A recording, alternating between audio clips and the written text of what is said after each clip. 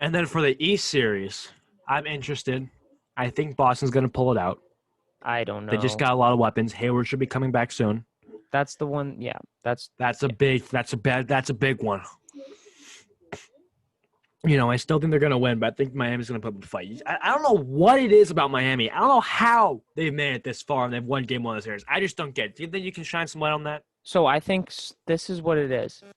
Indiana was not going to win. Indiana's Indiana. They have their best player, They didn't have Sabonis. Sabonis. Yeah, he was gone. Yeah, he was gone. Oladipo's coming off injury. They're whatever. Yeah. I knew going into that Milwaukee series that Miami was the best, or not the best team, but the best matchup.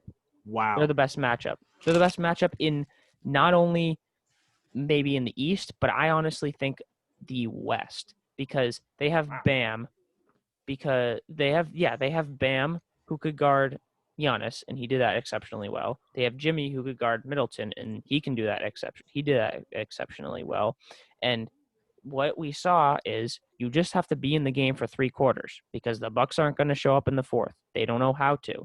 So that if the Heat hang around for the first 3 quarters, that's all you need, because you automatically win the fourth, because the Bucks aren't going to do it.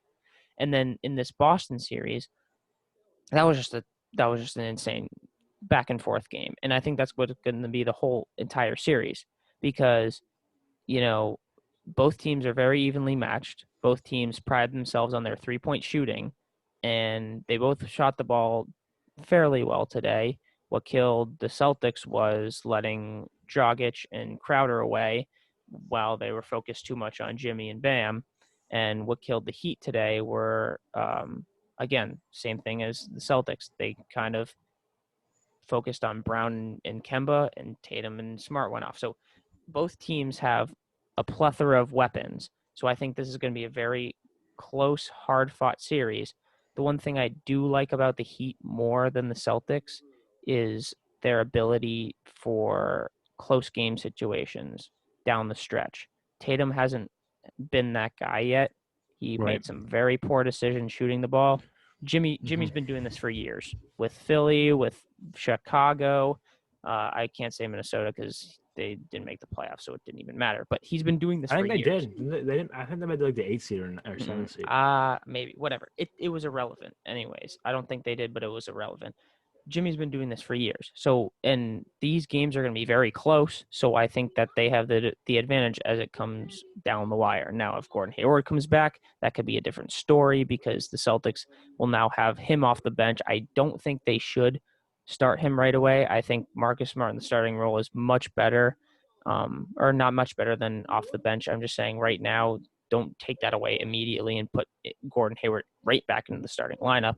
But when he comes back, that gives them that extra score. He's essentially right now, because Dragic is starting over Nunn, he's essentially their Kendrick Nunn, but will score a little more. Because right now the Celtics don't have a guy who will score double digits off the bench. The Heat do, and that's Kendrick Nunn. But once the Celtics get back Gordon Hayward, then that's a double-digit point score off the bench, and then they'll be even more evenly matched. So I think right now it's the advantage Miami if Gordon Hayward doesn't come back, because these games will be close, because Jimmy is the closer and they don't really have anyone. Kemba, hasn't had playoff experience, like we said, and he hasn't been in a lot of close games, so he has no chances. And then Brown and Tatum are just too young.